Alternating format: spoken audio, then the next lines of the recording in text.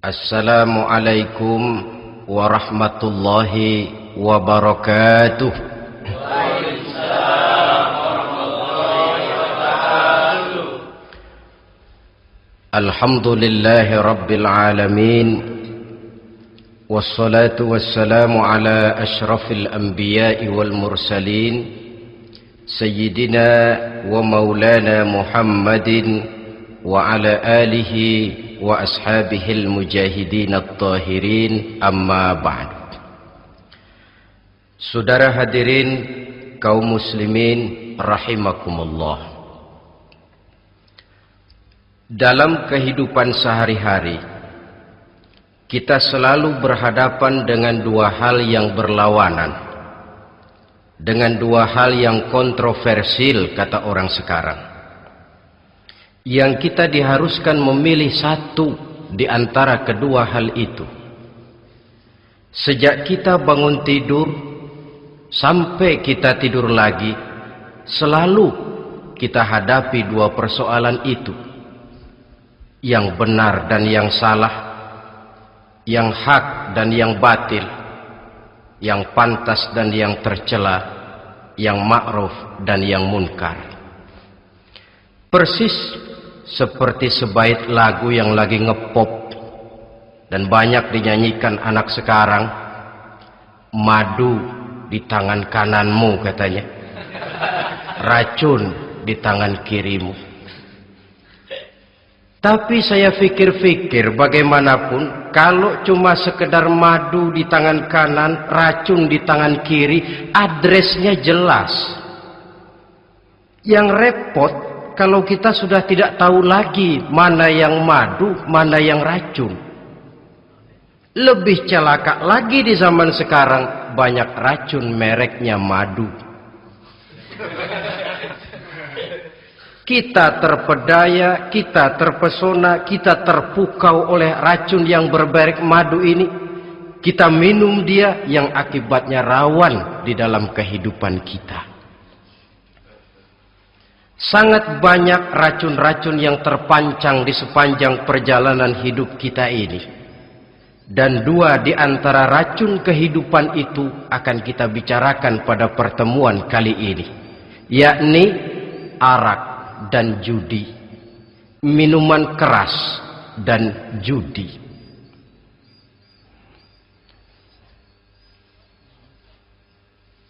Sebagai yang kita maklum bahwa Islam bertujuan memelihara kemuliaan manusia yang diciptakan fi ahsani taqwim, dalam bentuk yang paling sempurna. Arak atau minuman keras jelas merupakan hal yang merusak dari berbagai aspek kehidupan. Entah kesehatan tubuh, entah pertumbuhan akal, ketentraman rumah tangga, ketentraman masyarakat, bangsa dan negara. Cobalah sejenak kita adakan penyelidikan. Kalau masuk kita ke dalam penjara, melihat sel-sel di sana, berapa banyak yang mendekam di sel karena urusan minuman keras. Masuk kita ke rumah sakit, berapa banyak yang dirawat akibat minuman keras, akibat stres yang dialaminya.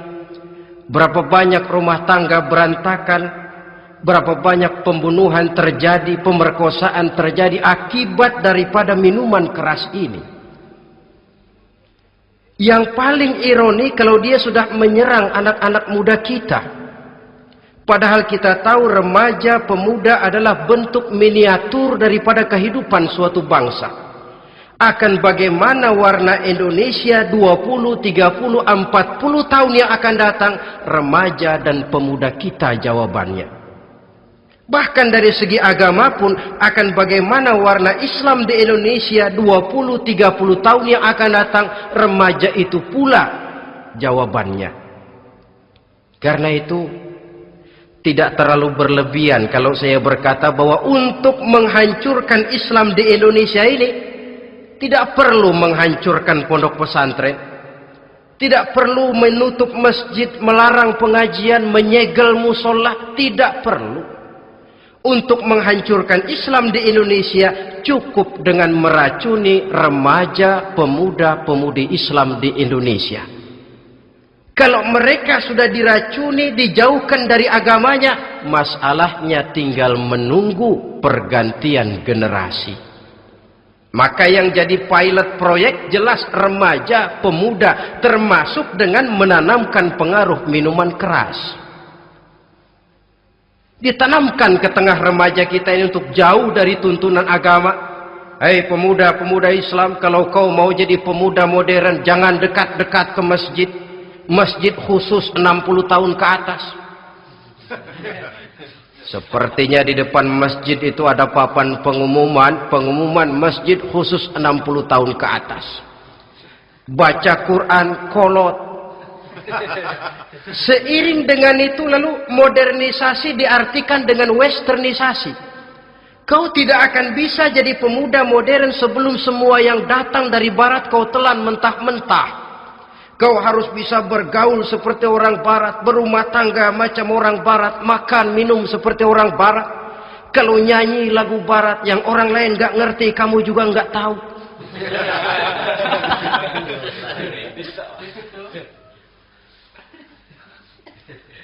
Anutlah itu free love yang pada gilirannya akan mengarah kepada free sex alias samenleven. Isaplah itu ganja, morfin, narkotik. Jikalau sudah terlena kita dengan itu, maka kehancuran suatu bangsa sesungguhnya sudah dimulai. Penyakit minuman keras ini bukan cuma penyakit zaman ini. Masyarakat yang dihadapi oleh Rasulullah Sallallahu Alaihi Wasallam 14 abad yang lalu juga masyarakat yang kemaruk dengan minuman keras. Arab jahiliyah kalau sudah minum arak mabuk, tidak cuma minum, dia mandi pakai arak. Sistem pendidikan yang disampaikan Islam bijaksana. Mula-mula diberikan gambaran bahwa arak itu walaupun ada manfaatnya tapi ada bahayanya, dan bahayanya jauh lebih besar daripada manfaatnya. Tahap kedua diberikan pesan jangan mendekati solat dalam keadaan mabuk. Padahal solat 1 hari 1 malam 5 kali artinya makin jauh saja dia dari arak itu. Pada saat kondisi iman sudah memungkinkan barulah turun vonis bahwa arak itu najis, perbuatan setan, jauhi. Yang ironi yang saya katakan tadi, racun mereknya madu. Kadang-kadang kita dibuai dengan iklan yang tidak mendidik. Saya pernah lihat ada iklan misalnya, Anda ingin modern, majulah bersama minuman ini. Atau minuman ini lambang pergaulan dunia yang maju. Modern diukur dari minuman. Yang jadi korban akhirnya remaja dan pemuda-pemudi kita. Saya teringat satu analisa dari Rasulullah Sallallahu Alaihi Wasallam. Beliau bersabda, Inna min asratis sa'ah. Sesungguhnya di antara tanda-tanda kiamat. Apa kiamat itu? Dalam arti yang umum, kiamat itu saat dimana alam ini hancur, bumi gempa, air laut tumpah ke darat, gunung meletus, planet-planet bertabrakan, lalu semua yang bernama hidup mati. Itu kiamat beneran. Saya nggak mau cerita kiamat beneran, sebab saya sendiri nggak kepengen ngalamin. Yang sering kita ngalami ini kiamat kecil-kecilan, kiamat mini. Apa kiamat mini itu? Hancurnya sendi-sendi kehidupan sosial. Maksiat merajalela, munkarat menjadi-jadi. Yang ma'ruf dianggap munkar, yang munkar malah menjadi ma'ruf. Yang salah disanjung-sanjung, yang benar dicaci maki. Tuntunan dianggap tontonan, tontonan malah jadi tuntunan. Kan kiamat kalau sudah begitu. Penjungkiran nilai. Kenapa hal semacam ini bisa terjadi? Penyebabnya kata Nabi, pertama ayyurfa'al ilmu.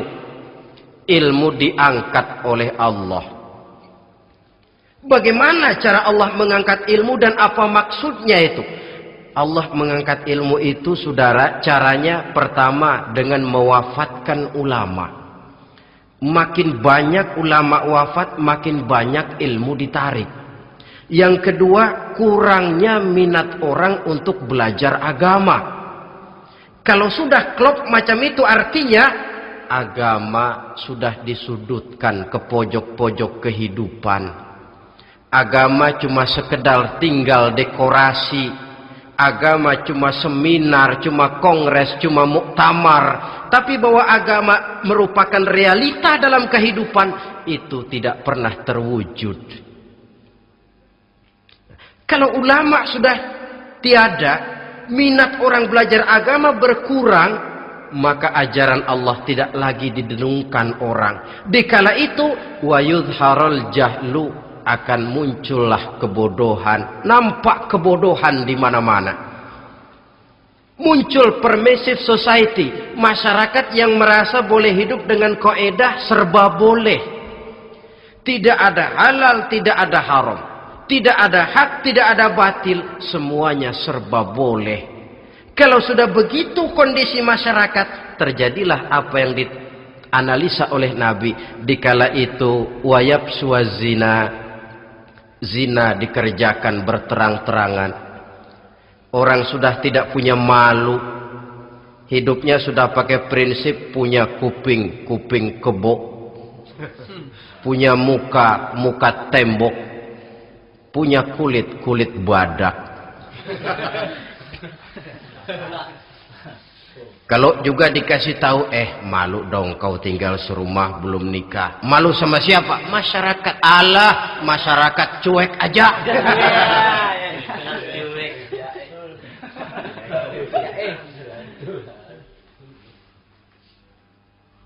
Bukankah realita kalau kita ikuti surat-surat kabar, berapa banyak sudah gadis-gadis bergelimpangan jadi korban? Berapa banyak bayi-bayi yang lahir ke alam ini tanpa harus tahu kemana dia mesti manggil bapak, yang akhirnya mengalami keterakisan, dimasukkan ke dalam kantong plastik, dibuang ke tempat sampah. Kalau itu sudah terwujud, muncul efek negatif yang kedua, wa yushrabal khamr, arak, minuman keras jadi kebanggaan. Anak muda belum nyohor kalau belum bisa mabuk. Yang enggak mabuk dianggap kolot. Kampungan loh. Bikin malu baru kena segelas saja udah miring. Cengeng. Temen kita no hebat sampai nyungsep di got. Yang nyungsep hebat. Ya, kalau cuma yang hancur kehidupan pribadi. Tapi kalau sudah menyangkut masa depan, yang berarti masa depan suatu generasi adalah merupakan masa depan daripada suatu bangsa. Begitu kerasnya Islam ini melarang minuman keras. Sampai bukan cuma sekedar meminumnya saja yang diharamkan, tetapi juga dilarang mengimportnya, memproduksinya, membuka warung yang menjual minuman keras atau bekerja di tempat penjualan minuman keras. Ada juga yang nyerempet-nyerempet, Pak, kalau sedikit kan nggak apa-apa, nggak mabuk ini.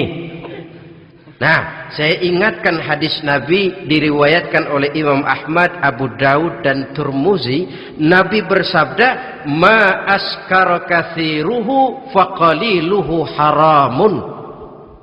Apa yang banyaknya menyebabkan mabuk, sedikitnya pun tetap haram hukumnya. Memang barangkali mungkin ada manfaatnya, tetapi bahayanya jelas lebih besar ketimbang manfaat yang bisa timbul daripada jenis minuman keras itu sendiri. Dalam hadis lain Nabi pesankan, "Man kana yu'minu billahi wal yaumil akhir fala yaq'udu ala ma'idatin taduru 'alaiha al-khamru. Siapa yang beriman kepada Allah dan beriman kepada hari akhirat, jangan dia duduk di dalam satu pertemuan yang di dalam pertemuan itu diedarkan minuman keras. Masuk ke dalam lingkungan macam itu saja tidak diperkenankan. Kenapa? Asyariku fi syarri syarrun. Bersekutu dengan kejahatan, jahat juga hukumnya. Semalam kamu mabuk ya? Enggak, temen. Saya cuma ngebeliin aja kok. Apalagi ngebeliin.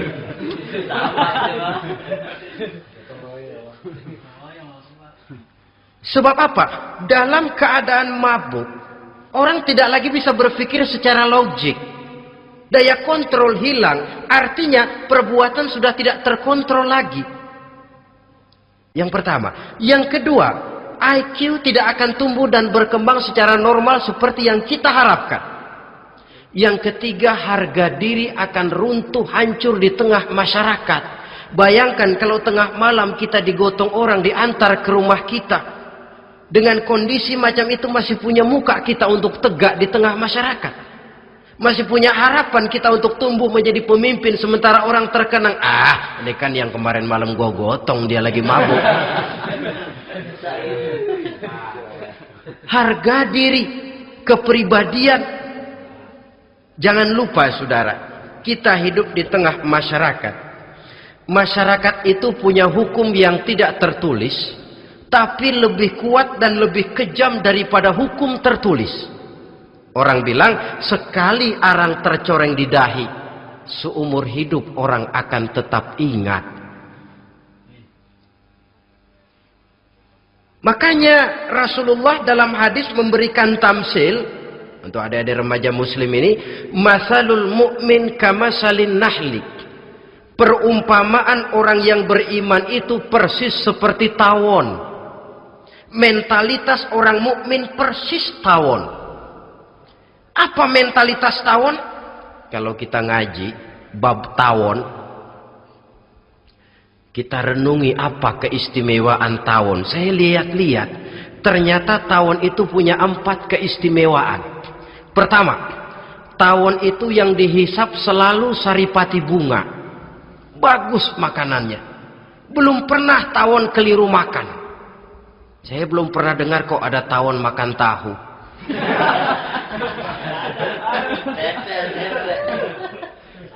Yang dimakan selalu saripati bunga. Artinya apa? Orang mukmin perutnya itu perut selektif.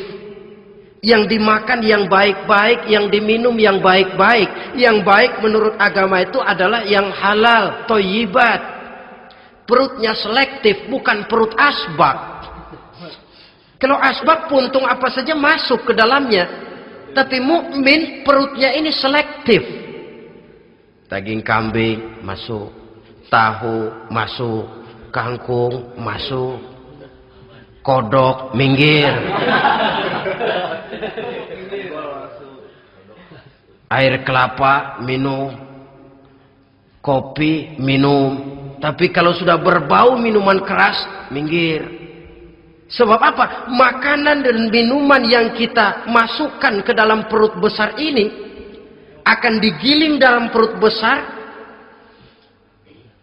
akan melahirkan energi, menggerakkan sel-sel pembuluh saraf. Kalau makanan dan minuman itu terdiri dari yang haram, energi yang ditimbulkan olehnya energi yang haram, mempengaruhi sel-sel pembuluh saraf. Orang akan cenderung berpikir yang haram kalau terlalu sering memakan makanan haram. Kalau sudah berpikir kepada yang haram, perbuatan pun akan mengarah kepada yang haram juga. Contoh kecil aja dah, ada nggak maling mikirin majelis taklim? Ada. Karena yang dimakan lebih banyak yang haram, yang dipikir paling-paling nanti malam rumah siapa lagi nih ya? Sudah mengarah ke sana.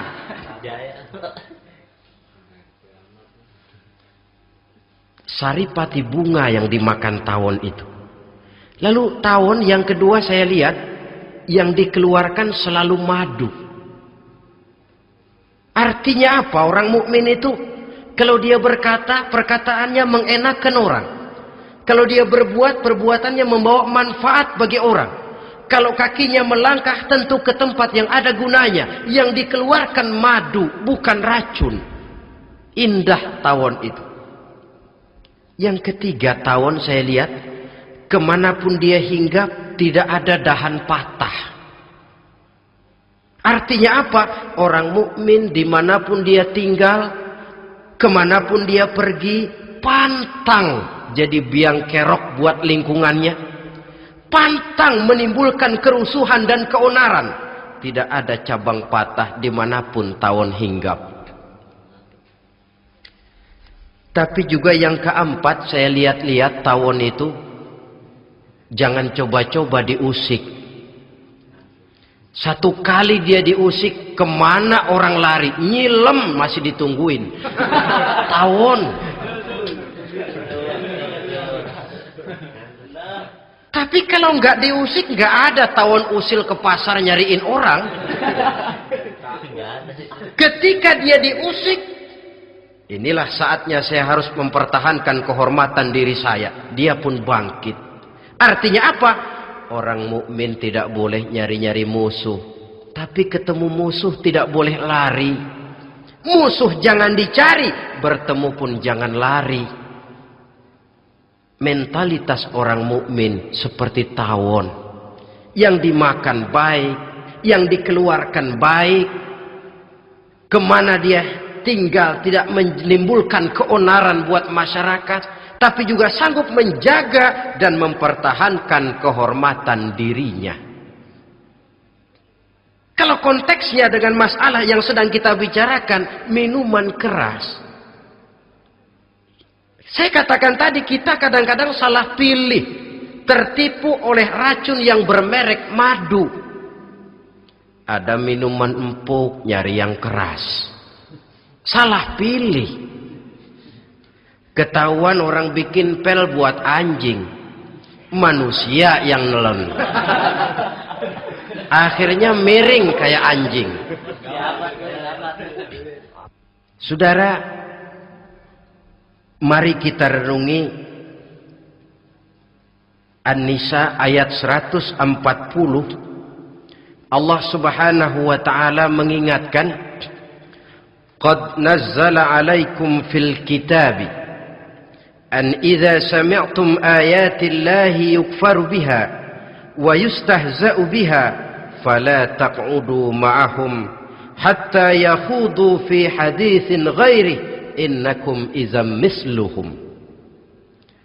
Sungguh, kata Allah, telah diturunkan kitab Al-Quran ini kepada kamu, yang apabila kamu dengar ayat-ayat Allah itu diingkari orang, diejek-ejek orang, fala taq'udu ma'ahum, jangan kamu duduk bersama orang-orang semacam itu. Bagaimana mengejek ayat-ayat Allah? Misalnya, tahu kalau minuman keras itu diharamkan, tapi masih minum juga, itu kan mengejek ayat namanya. Duduk di majelis semacam itu dilarang oleh Quran. Kenapa? Innakum izam misluhum. Kalau kamu juga duduk di majelis semacam itu, kau dan mereka sama saja, kata Quran. Sama saja. Tahu kalau minuman yang memabukkan itu diharamkan agama, tapi diminumnya juga mengejek ayat Allah.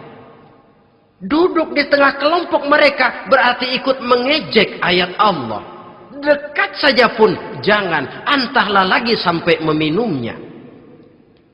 Maaf, bukankah Allah menurunkan Al-Quran kepada manusia, kata Imam Al-Ghazali, persis, maaflah, seperti gubernur berkirim surat kepada Pak Lurah. Dalam suratnya Pak Gubernur bilang, Pak Lurah, tolong carikan tanah di daerah Kebayoran untuk sekolah 6.000 meter. Pak Lurah dapat surat dari Pak Gubernur, bangga bukan main. Itu surat sore, pagi, siang, malam dibaca. Ditaruh di tempat yang tinggi. Diberikan minyak wangi, mau diambil dicium dulu. dibawa dengan penuh hormat dan hati-hati, tapi tanah yang dipesan Pak Gubernur tidak dicari-cariin. Penghargaan macam apa ini? Nanti gubernur cek, Pak Lurah, siapa? Sudah terima surat saya? Sudah Pak, sudah. Bagus. Lalu bagaimana? Aduh Pak, surat Bapak sore pagi siang malam saya baca. Bagus. Apalagi Lurah? Surat Bapak saya taruh di tempat yang tinggi Pak. Saya pakaiin minyak wangi. Mau saya ambil, saya cium dulu. Saya bawa dengan penuh hormat dan hati-hati. Bagus Lurah, kau memang hormat sama atasan. Cuman Lurah, tanahnya udah dicariin belum?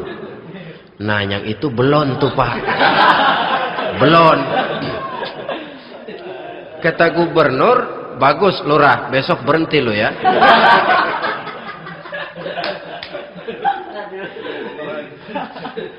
Membacanya memang penting, al-muta'abbad bitilawatihi, beribadah dari sebab membacanya. Tapi setelah kita baca, kita tahu isinya, what next?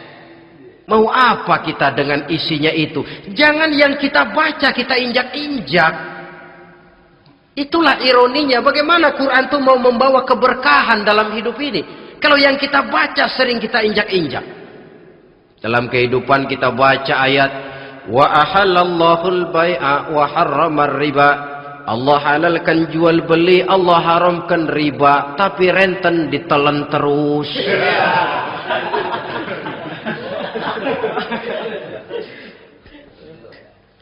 Kita baca ayat wa'tasimu bihablillahi jami'an wa la tafarraqu. Berpegang teguhlah kamu kepada tali Allah, jangan bercerai-berai. Tapi sesama muslim pelotot-pelototan jalan terus. Janganlah yang sesama muslim kadang-kadang yang mengklaim dirinya sebagai pemimpin Islam kelihatannya juga sikut-sikutan jalan terus.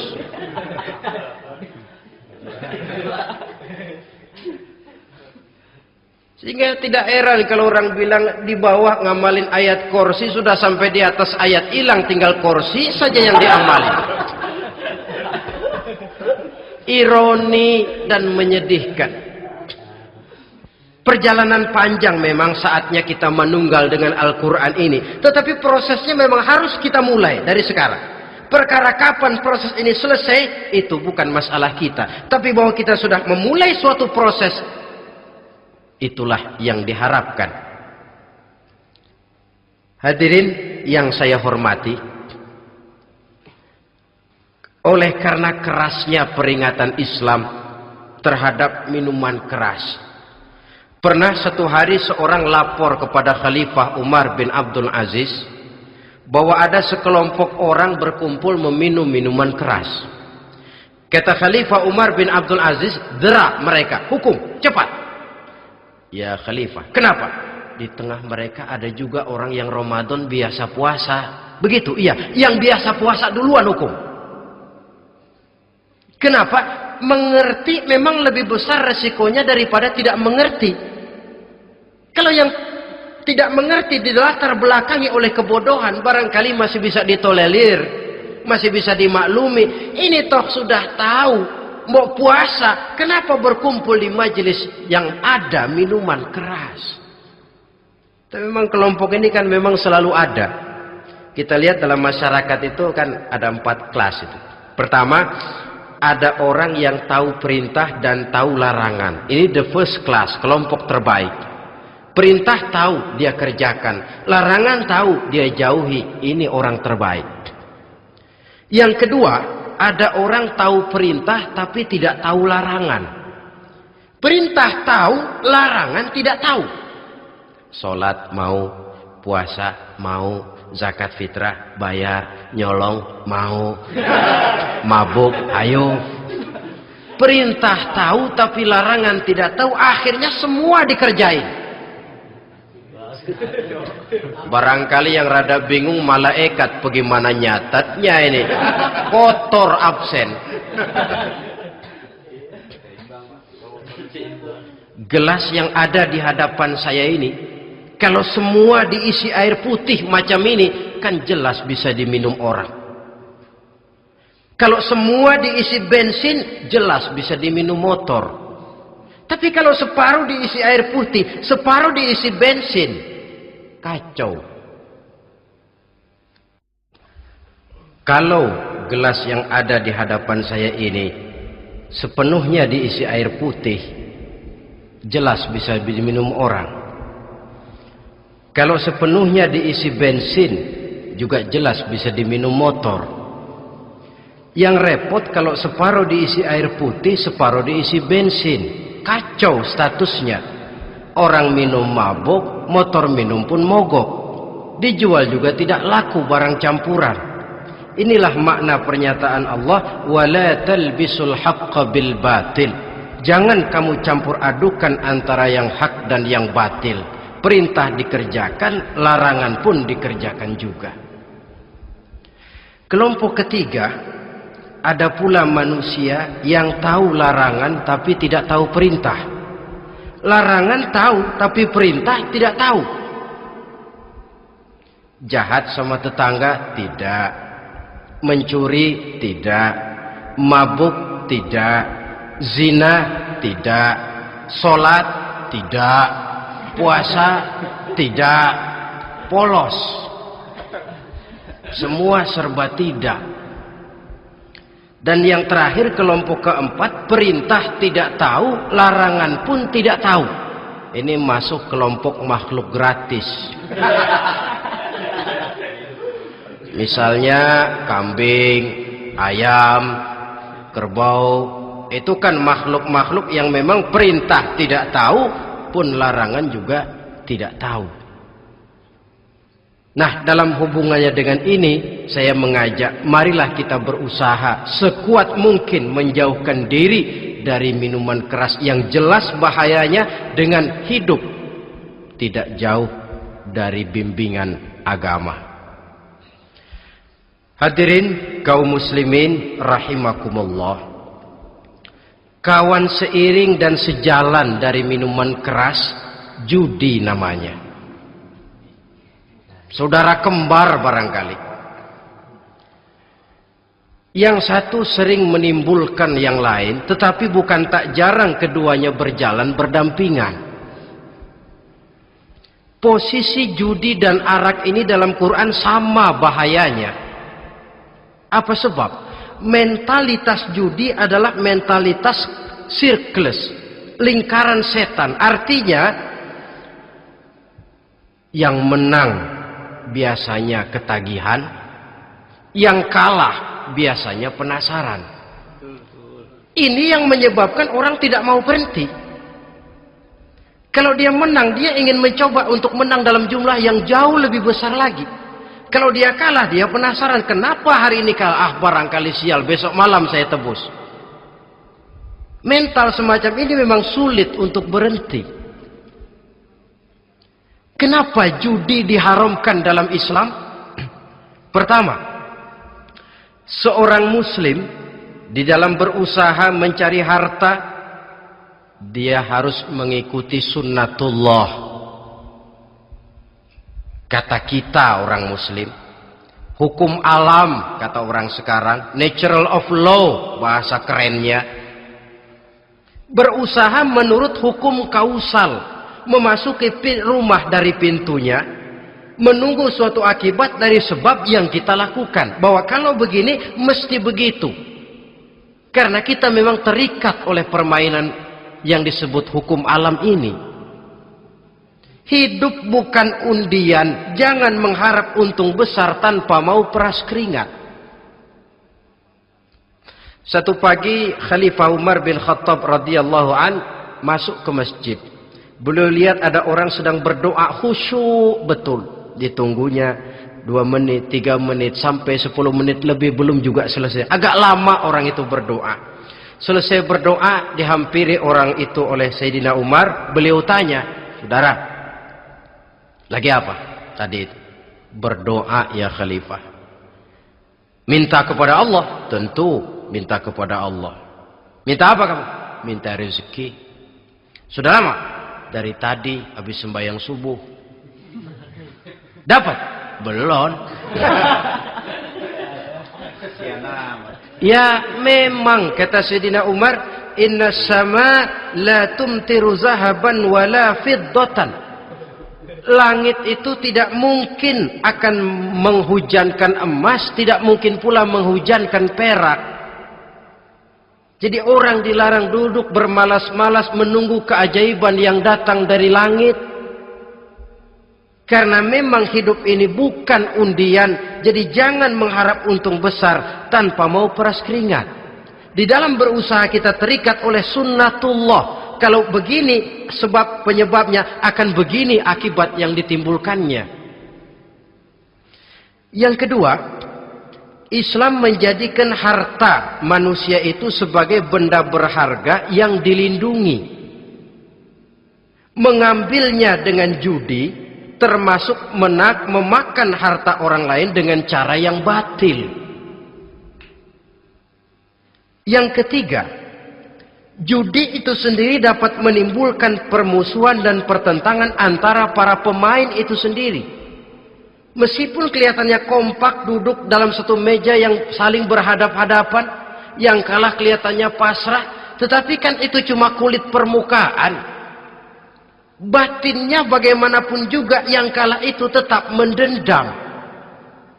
Sedangkan yang kalah di samping mendendam juga mengomel, mencaci mungkin ya lawan bermainnya, ya mungkin juga dirinya sendiri. Dan yang keempat, judi itu merusak aktivitas hidup, membuat orang membuang waktu dengan tidak terasa, dan yang pada gilirannya melupakan orang kepada tanggung jawab. Wah, kalau sudah memegang kartu, konon kabarnya, saya sendiri alhamdulillah belum pernah, lupalah orang anak, lupalah orang kepada istri, lupalah orang kepada tanggung jawab. Waktu pun berlalu tanpa terasa. Apalagi kalau sudah diiming-iming oleh gambaran akan memperoleh keuntungan yang besar. Termasuk di dalam judi itu undian, apapun namanya. Yang usaha ke arah ini seharusnya tidak dipermudah, walaupun dengan embel-embel dana kemanusiaan, sumbangan sosial. Saya tidak begitu yakin, saudara, bahwa bangsa Indonesia ini sudah begitu menipis rasa kemanusiaannya, sehingga untuk berlaku sosial mesti diimbangi dengan hadiah sekian juta rupiah. Saya tidak percaya bahwa umat Islam di Indonesia sudah begitu tipis rasa kasih sayangnya kepada sesama, sehingga sulit mengeluarkan bantuan kalau tidak diimbangi dengan hadiah yang sekian puluh juta rupiah. Yang saya khawatir apa? Pada gilirannya di negeri ini akan makin banyak penghayal-penghayal kelas berat, tukang-tukang lamun kelas tinggi, yang hidup cuma ngumpulin jikalau. Jikalau, andai kata, umpama misalnya orang sudah kemana-mana, kita masih menghitung jikalau.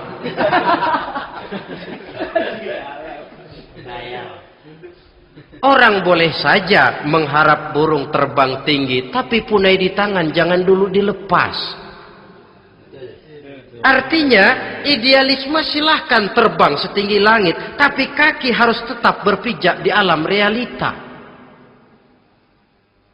Bahwa memang lebih baik makan singkong dalam kenyataan daripada makan roti tapi ngimpi.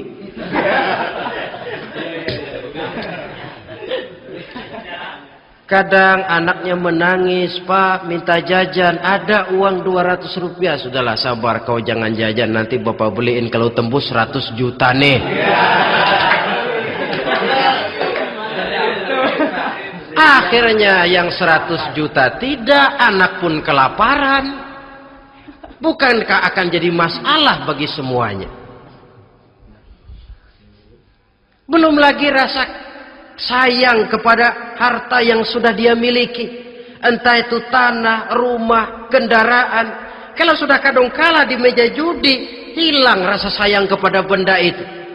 Ada rumah-rumahnya dilelang, ada kendaraan-kendaraan jadi taruhan. Ada jam tangan pun copot tanpa terasa. Maka berapa banyak rumah tangga berantakan, istri minta cerai, orang jadi nekat merampok. Orang jadi nekat mencuri, korupsi kalau dia pejabat. Akibat apa ini? Pengaruh yang namanya judi.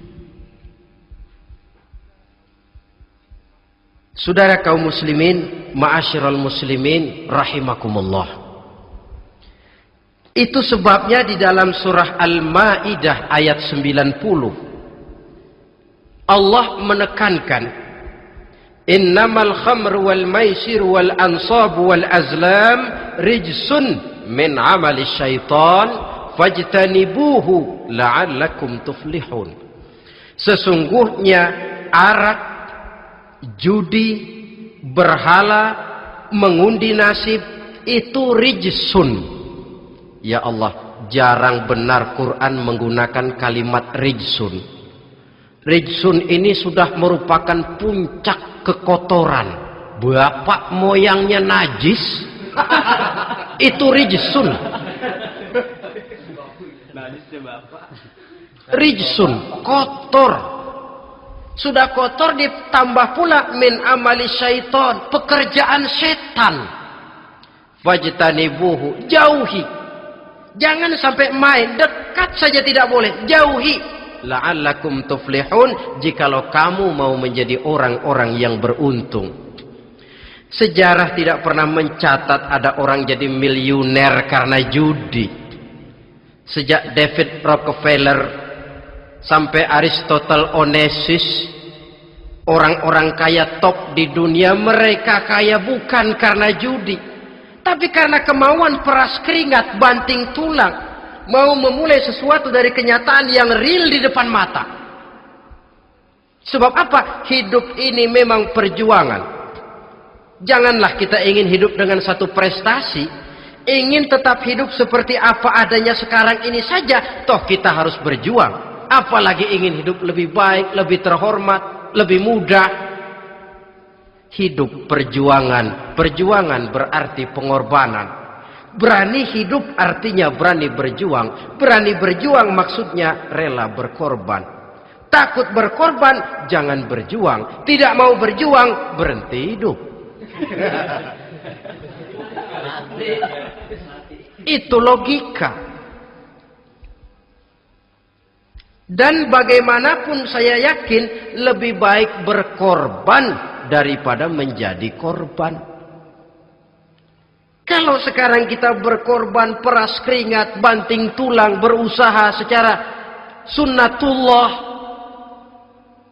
untuk menghidupi anak, istri, keluarga, pada satu saat kita tidak akan menjadi korban kebrutalan anak-anak kita sendiri kalau mereka dibesarkan dan tumbuh berkembang oleh hasil yang diperoleh dari meja judi.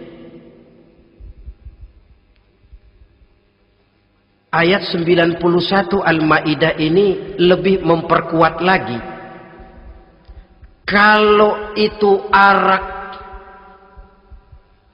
judi, berhala, mengundi nasib adalah perbuatan setan, sebenarnya setan mau apa sih? Ayat 91 menegaskan, innama yuridu syaitanu ayyuqi'a bainakumul adawata wal baghdha'a fil khamri wal maisir. Yang dimaui setan itu tidak lain supaya dengan arak dan dengan judi timbul rasa permusuhan, sikap memusuhi, saling marah di antara kamu. Coba, biasanya dalam meja judi sudah loyo, waktu juga sudah berlarut-larut. Yang menang mau berhenti, apa yang kata yang kalah? Berhenti dah, gue wacok loh. Enak bener, gue lagi kalah, lo berhenti. Coba, kira-kira kapan akan selesai permainan? Akan timbul permusuhan, akan timbul rasa dendam kesumat yang ditanamkan oleh setan.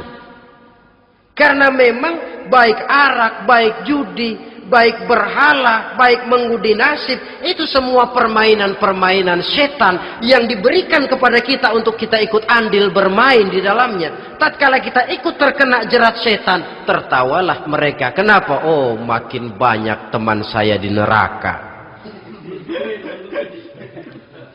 Maaf, setan itu kan sudah tahu vonisnya. Ketika dulu dedengkotnya yang namanya iblis terusir dari surga, itu bikin semacam perjanjian dengan Allah. Tuhan, kenapa iblis? Gara-gara Adam saya terusir dari surga. Maka sejak saat ini Adam dan seluruh keturunannya adalah musuh bebuyutan saya. Saya akan gelincirkan mereka dari jalan. Silahkan iblis, goda mereka, tapi kau tidak akan mungkin bisa menggoda mereka kalau hamba-hambaku itu menjadi hamba yang ikhlas. Hanya hambaku yang ikhlas yang tidak mungkin kamu goda, yang lain barangkali bisa. Sejak saat itulah iblis memproklamirkan permusuhan, dan dia sudah tahu betul vonisnya neraka. Tugas dia sekarang bagaimana mengumpulkan teman sebanyak-banyaknya ke dalam neraka.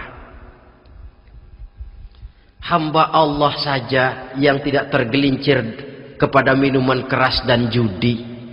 Hamba Allah yang ikhlas itu bagaimana? Yang ikhlas menjadi hamba Allah dalam arti kata dan perbuatannya memang mencerminkan bahwa dia hamba Allah.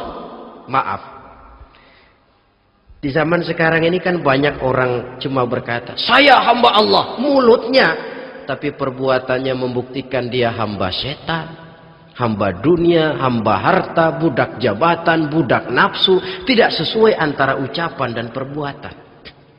Sebab itu kata-kata hamba Allah kalau keluar dari mulut manusia itu murah, soalnya ngaku siapapun bisa, tapi diakui atau tidak, ini yang kita belum tahu. Ada juga orang berdalih, saya akan masang kalau dapat nanti mau nyumbang masjid. Barangkali aja kalau nyumbang masjid disoriin dikit sama Tuhan.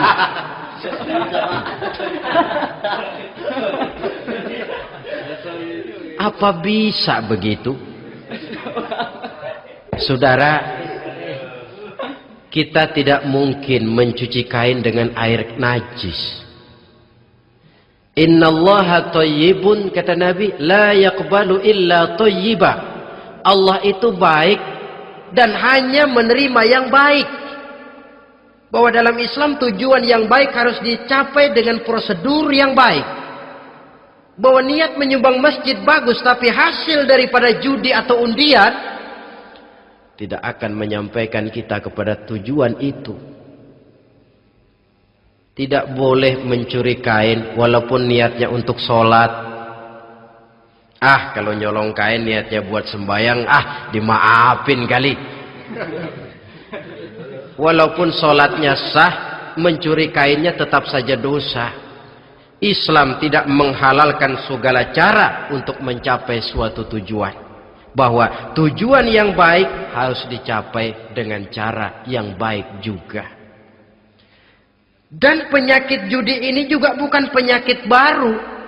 Sejak dulu masa jahiliyah judi mereka, saya kira kalau Las Vegas, kota judi Amerika saja barangkali masih kalah dengan cara judi jahiliyah dulu. Mereka kalau sudah judi itu uang. Habis uang, ada punya tanah pasang, taruhan.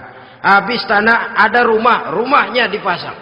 Apalagi yang ada? Ternak unta dipertaruhkan. Harta habis, rumah ludes, kebun binasa, ada istri juga dipasangin.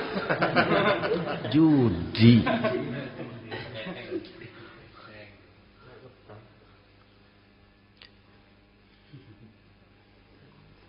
Kita sebagai muslim, oleh Al-Quran dijelaskan orang yang mempunyai dua tujuan hidup. Pertama tujuan jangka pendek, yang kedua tujuan jangka panjang. Tujuan jangka pendek dunia dan seluruh isinya. Tujuan jangka panjang adalah akhirat dan ridho Allah. Ini yang terpantul dalam doa setiap kita. Rabbana atina fid dunya hasanah wa fil akhirati hasanah. Tercapai tujuan jangka pendek fid dunya hasanah, dan tujuan jangka panjang wa fil akhirati hasanah. Untuk mencapai tujuan jangka pendek, merangkul dunia dan seluruh isinya, apa yang jadi modal utama? Pertama, pendidikan. Makin tinggi jenjang karier pendidikan yang kita tempuh, rasa-rasanya makin mudah menjangkau dunia dan isinya. Yang kedua, pengalaman. Tenaga-tenaga expert masih tetap diperlukan. Makin banyak pengalaman, makin mudah menjangkau dunia. Yang ketiga, dan ini ada tapi tidak bisa dijadikan pegangan, faktor nasib. Faktor kebetulan. Ada, tapi tidak bisa dijadikan pegangan mutlak. Pendidikan, pengalaman, ingin menjangkau fid dunya hasanah, ini modal utama. Lalu untuk mencapai fil akhirati hasanah, prestasi ibadah. Bagaimanapun tinggi pangkat dan jabatan kita, bagaimanapun banyak gelar kita sandang, tanpa prestasi ibadah, nol besar kita dalam pandangan Allah. Itu sebabnya kita sholat. Jadi tidak beralasan kalau orang ditanya, kenapa sih kamu nggak sholat? Ah, tetangga saya sholat melarat terus. Memang sholat itu bukan untuk mencari uang kok. Kalau ada orang yang rajin sholat, rezekinya kelihatan lancar, itu cuma sekedar persekot. Uang muka, cashnya tetap di akhirat nanti. Efeknya apa? Karena kita punya tujuan jangka panjang, mengharap ridho Allah di akhirat. Cara kita mencapai tujuan jangka pendek dibatasi oleh pertanyaan, Allah ridho apa enggak? Kita cari uang, tapi pertanyaan pokok, Allah ridho enggak cara ini? Kita mengejar kedudukan, tapi Allah ridho enggak dengan cara ini? Ini yang menyebabkan kita lantas tidak lalu menghalalkan segala cara. Yang penting tujuan tercapai, cara apapun halal. PKI. Kan cuma PKI yang berprinsip asal tujuan tercapai, cara apapun halal. Dan kita sudah sepakat PKI dan seluruh ajarannya tidak berhak hidup di bumi Pancasila ini. Cuma jangan sekedar PKI-nya dikutuk, tapi ajarannya dipakai.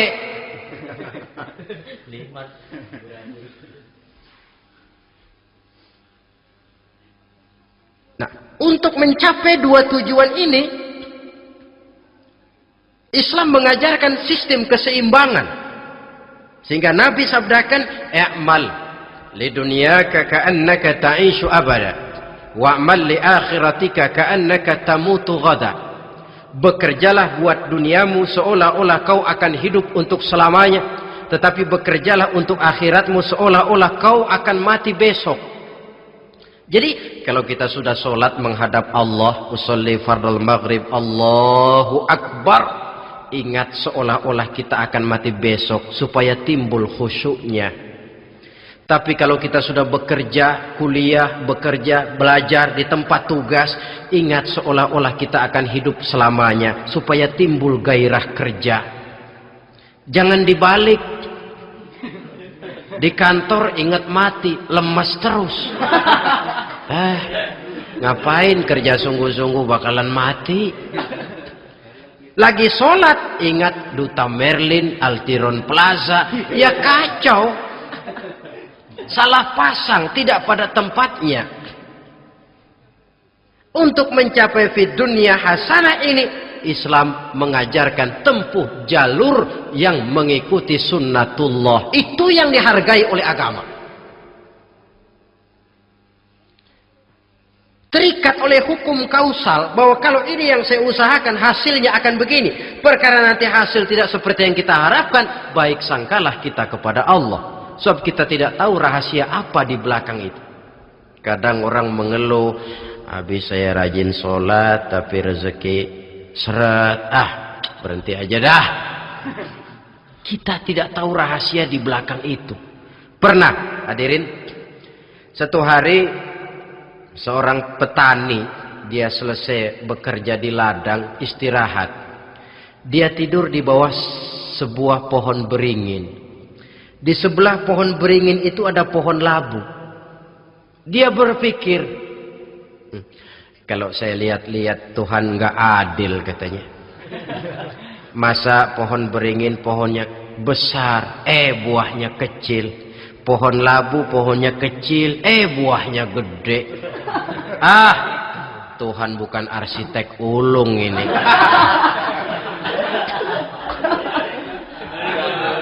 Mestinya supaya enak dilihat, beringin yang pohonnya besar buahnya sebesar buah labu. Pohon labu yang pohonnya kecil buahnya kecil saja sebesar buah beringin. Tidak adil Tuhan. Baru dia selesai berpikir Tuhan tidak adil, jatuh sebutir buah beringin tepat menimpa hidungnya. Dia terkejut. Astagfirullahalazim. Kalau begitu saya sadar katanya, Tuhan benar-benar adil. Coba kalau buah beringin segede buah labu. Waduh, kayak apa muka saya ini?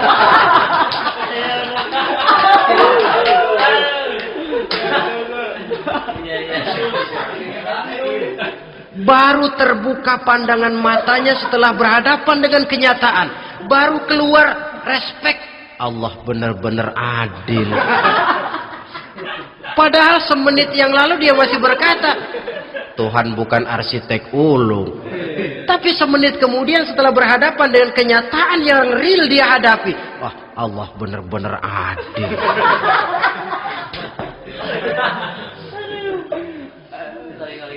Itulah kehidupan ini.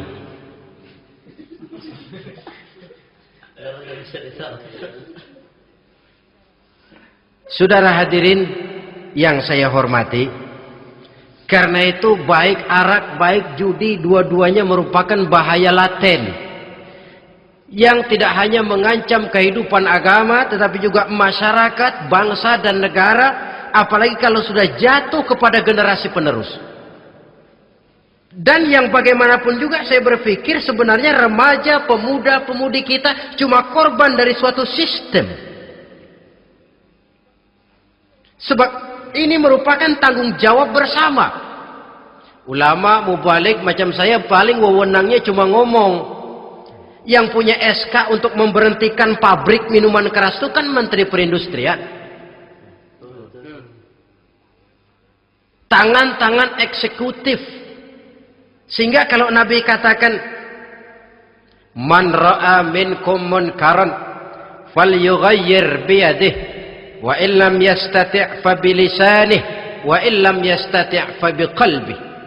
Apabila salah seorang kamu melihat suatu kemunkaran, termasuk minuman keras dan judi di dalamnya, rubah itu. Dengan cara apa? Kalau kau mampu dengan tangan, artinya power, kekuatan. Kalau dengan tangan tidak mampu, wah ini orang kalau gue pukul gue yang melintir nih. Umpamanya, fabilisani, dengan lidah ngomong. Mas, saya senang sampean tinggal di sini, kampung kami tambah warga, tapi tolonglah jangan bawa pengaruh yang tidak baik. Kalau ternyata bicara pun tidak berani, fabiqalbi. Cukup dalam hati, sekurang-kurangnya tidak ikut membenci kemungkaran dalam hati. Itulah kadar iman yang paling lemah. Ini secara umum. Tapi kalau hadis ini kita mau adakan semacam, katakan description of job, bahasa kerennya, kita adakan pembagian tugas. Siapa yang harus merombak kemungkaran dengan power? Penguasa, pemerintah, sebab dia punya aparat. Siapa yang merombak kemungkaran dengan lidah? Ulama, kiai, mubalik, ngomong. Siapa yang hanya merubah kemungkaran dalam hati? Kita umumnya rakyat lemah ini. Yang mau ngomong gak berani, tapi hati pegel. Nah, kalau sudah ada pembagian tugas semacam itu, insya Allah masing-masing akan berjalan pada relnya, dan pada akhirnya selamatlah kita, bangsa Indonesia, umat Islam pada khususnya, dari bahaya, baik bahaya minuman keras maupun bahaya judi. Menyelamatkan bangsa, dan yang lebih lagi menyelamatkan masa depan kita.